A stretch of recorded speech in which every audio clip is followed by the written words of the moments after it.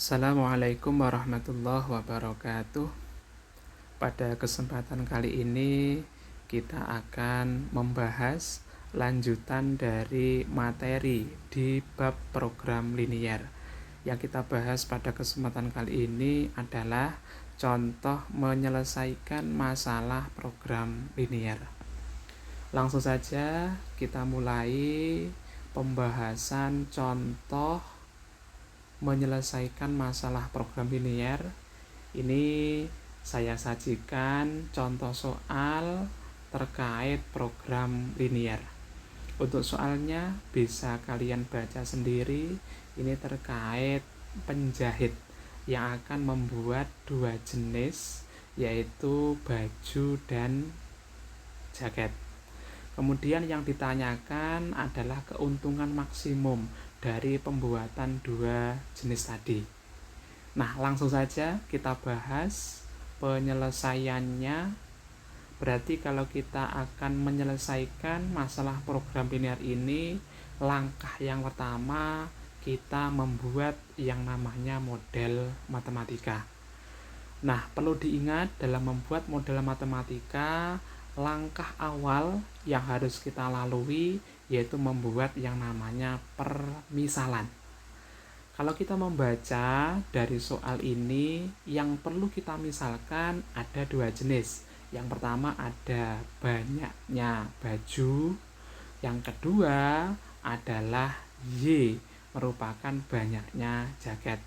Jadi saya ulangi, permisalan ini didapatkan dari masalah atau soal cerita yang ada pada soal ini. Nah, untuk X pertama yang dimisalkan adalah mewakili banyaknya baju, kemudian yang kedua Y mewakili banyaknya jaket.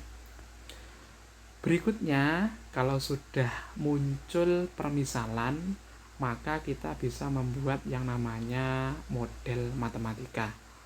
Nah, karena yang diketahui pada soal cerita ini cukup banyak, maka dalam kita membuat model matematika, kita bisa membuat tabel bantuan sesuai dengan yang diketahui pada soal tersebut.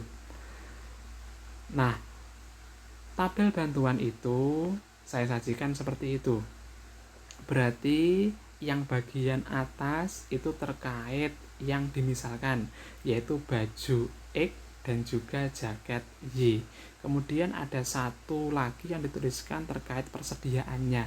Persediaan apa di situ? Persediaan bahan baku pembuatan baju dan juga jaket, yaitu berupa kain wol, kain katun. Terus yang baris terakhir ada keuntungan yang diperoleh. Nah, tentunya dalam mengisi nilai dalam kolom ini atau dalam tabel ini sesuaikan dengan yang diketahui pada soal, diperoleh seperti itu. Maka kalau sudah ada tabel seperti ini, kita lebih mudah dalam membuat kendala-kendala yang ada. Nah, yang pertama, model matematika dinyatakan dalam kendala utama. Nah, kendala utama di sini ada dua kendala utama. Yang pertama yaitu X ditambah 3Y kurang dari sama dengan 90. Itu dari mana? Dari persediaan kain wol. Di situ dituliskan di soal, penjahit tersebut akan membuat baju dan jaket untuk dijual. Sebuah baju memerlukan 1 meter kain wol dan 2 meter kain katun. Sedangkan sebuah jaket memerlukan 3 meter kain wol dan 1 meter kain katun. Berarti di sini yang pertama kendala utamanya berkaitan dengan persediaan kain wol. Untuk membuat baju kain wol itu yang dibutuhkan kan 1 meter. Berarti dituliskan dengan X atau 1X cukup dituliskan dengan X. Kemudian ditambah masih kain wol untuk pembuatan jaket dibutuhkan berapa meter? Dibutuhkan 3 meter, berarti kan 3Y karena kan jaket. Kemudian persediaannya itu kan 90. Nah, di situ tandanya kenapa kurang dari sama dengan 90? Karena di soal dituliskan persediaan. Kalau persediaan itu berarti persediaannya boleh ya nanti yang digunakan itu sama dengan 90, boleh kurang dari 90, tapi tidak boleh melebihi 90. Maka tanda yang tepat karena seperti itu persediaannya, maka kurang dari sama dengan. Kemudian pertidaksamaan yang kedua terkait persediaan yang kain katun. Persediaan kain katun untuk membuat baju dibutuhkan 2 meter, berarti 2x karena kan baju. Kemudian ditambah kalau yang jaket dari persediaan kain katun itu dibutuhkan adalah 1 meter, berarti 1Y atau dituliskan cukup Y. Kemudian persediaannya untuk kain katun adalah 60 meter, maka tandanya adalah kurang dari sama dengan 90.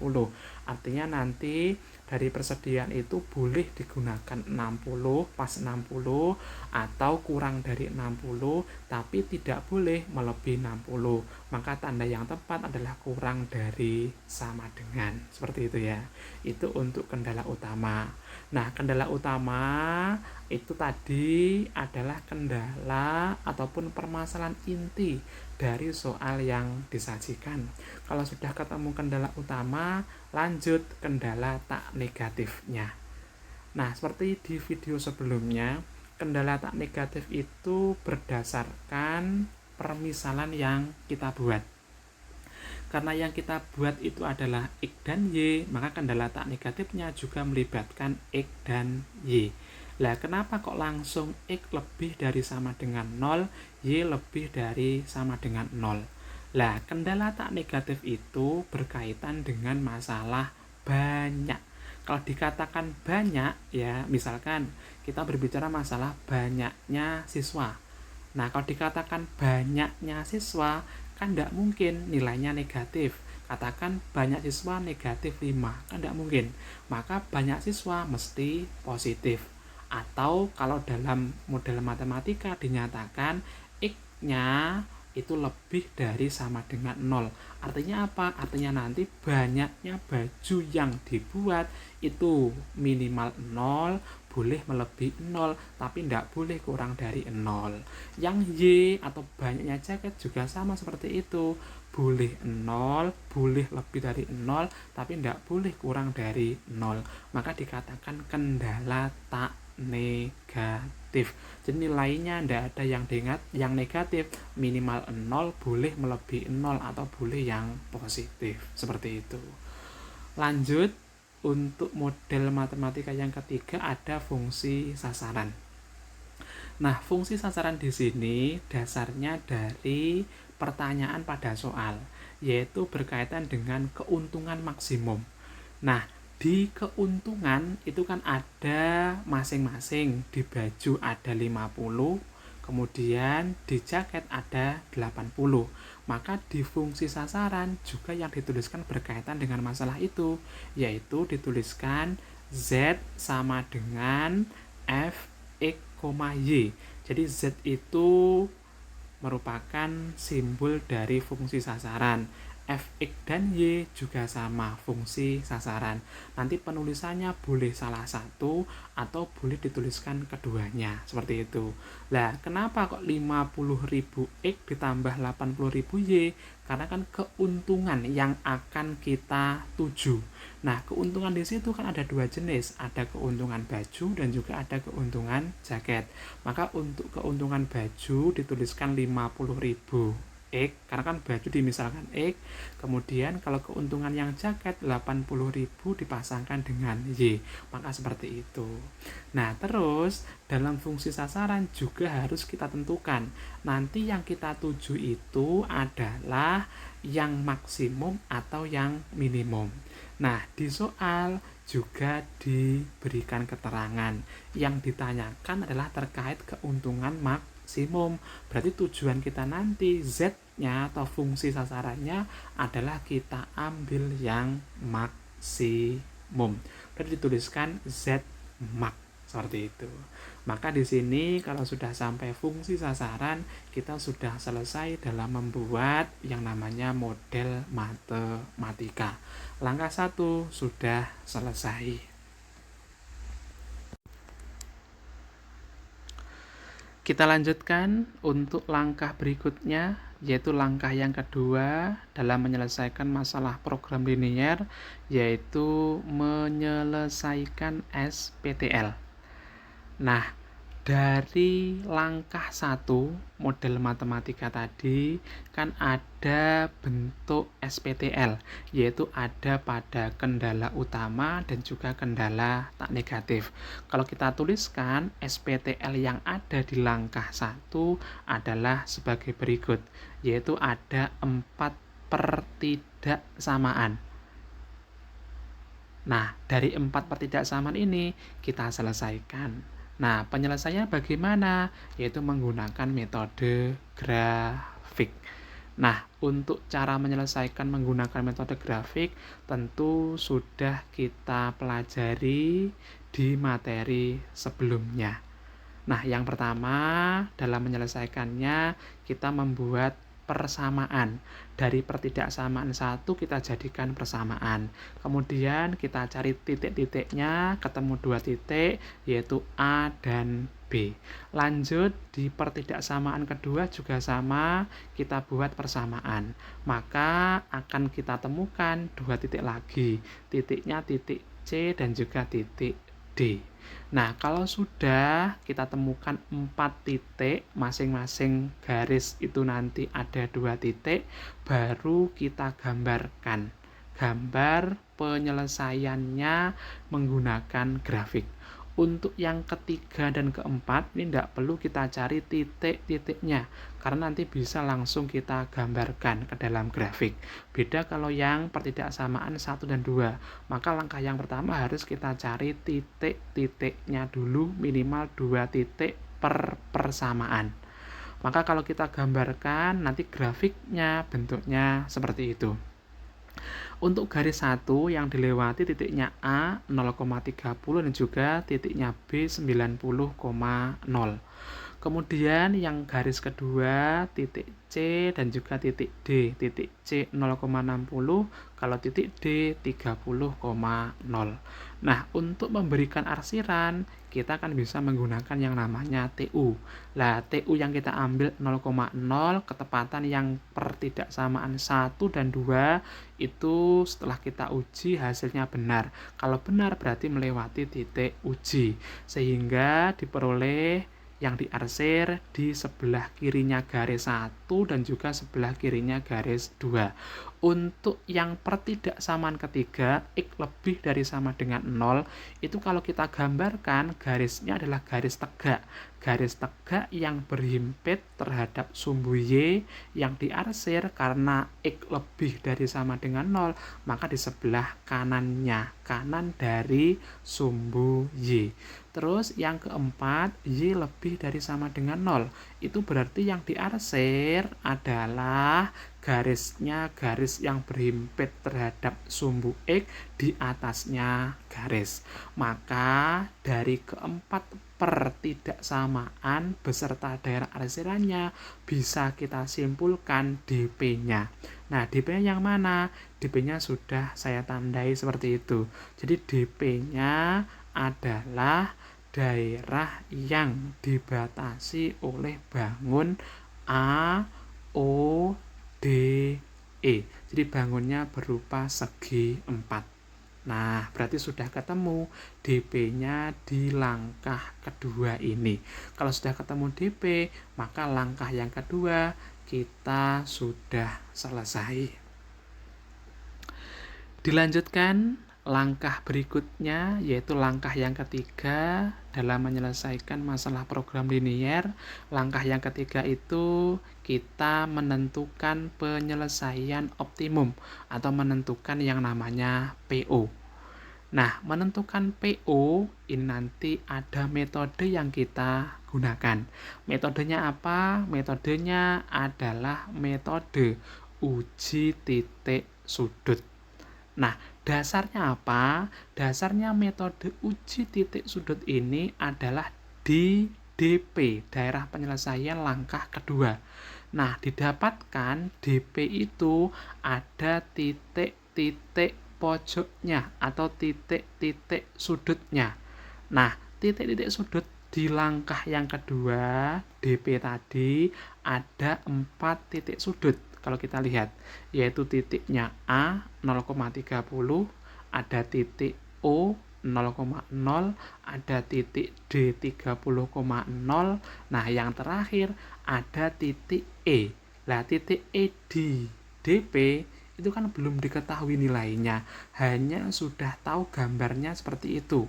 Titik E merupakan titik potong atau titik pertemuan dua garis, garis 1 dan juga garis 2. Maka titik E di sini harus kita cari. Caranya bagaimana? Cara menentukan titik E adalah dengan cara kita menyelesaikan dua persamaan garis yang merupakan garis yang bertemu tadi sampai dengan ketemu titik E. Maka garis yang pertama kan dari persamaan 1x ditambah 3y sama dengan 90, garis 2 adalah 2x ditambah y sama dengan 60. Kita selesaikan langkah-langkahnya menggunakan pertama eliminasi, didapatkan nilai y-nya sama dengan 24, kemudian langkah kedua substitusi, diperoleh nilai x-nya sama dengan 18. Maka di sini sudah ada dua nilai X dan Y. Maka sudah ketemu juga titik E-nya adalah 18,24. 18 nilai X-nya, 24 nilai Y-nya. Kalau sudah tahu titik E berarti 4 titik yang merupakan titik sudut atau titik pojok pada DP sudah ketemu semua, sudah lengkap. Maka langkah berikutnya kita tinggal mensubstitusikan ke dalam fungsi sasaran, yaitu Z atau Fx, Y sama dengan 50.000 X ditambah 80.000 Y, maka diperoleh nilainya untuk titik A dulu 0,30, disubstitusikan di Z ketemunya 2.400.000. Yang kedua ada titik O 0,0, disubstitusi ke Z nilainya ketemu 0.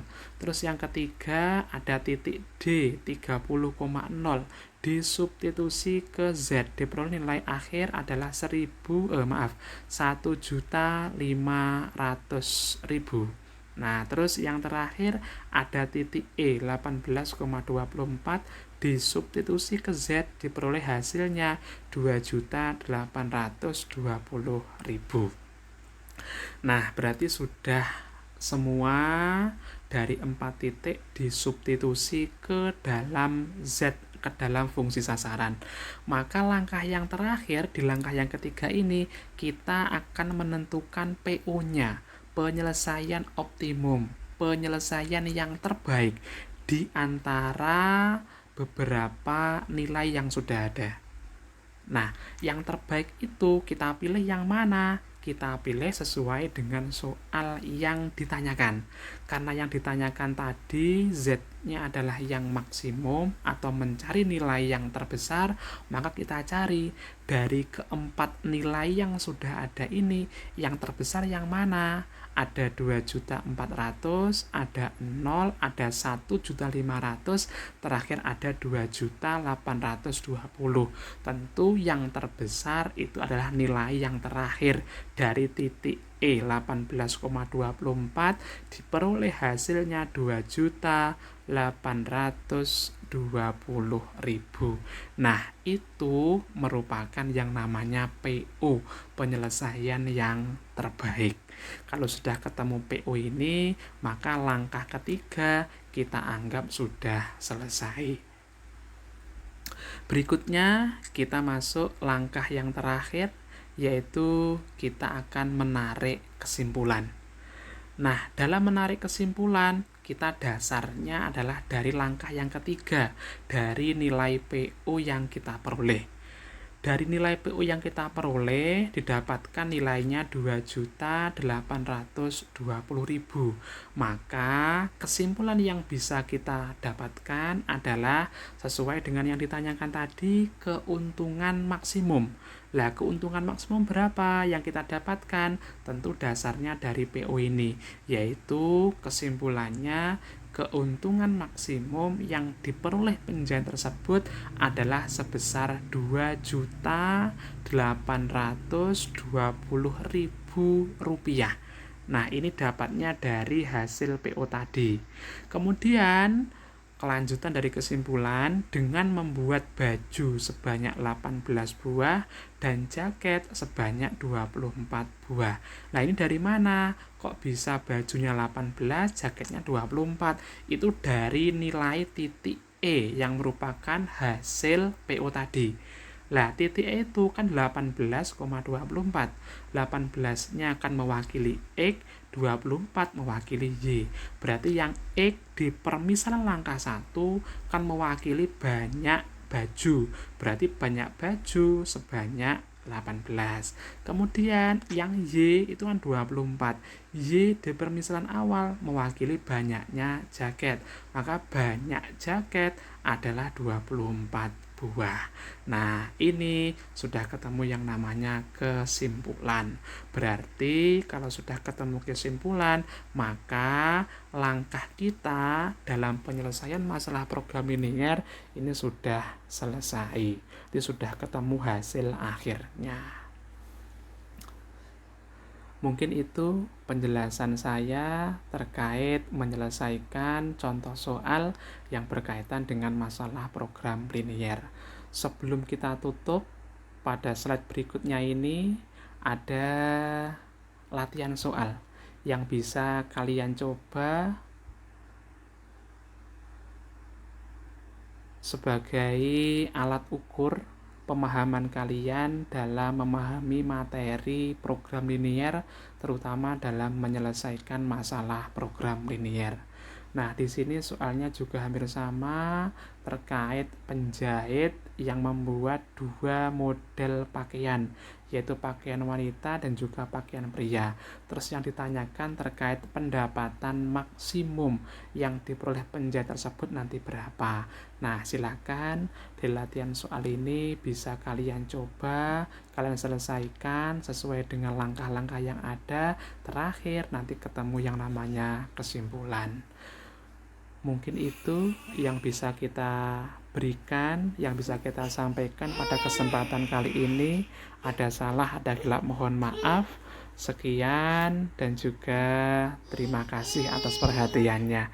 Saya akhiri. Assalamualaikum warahmatullahi wabarakatuh.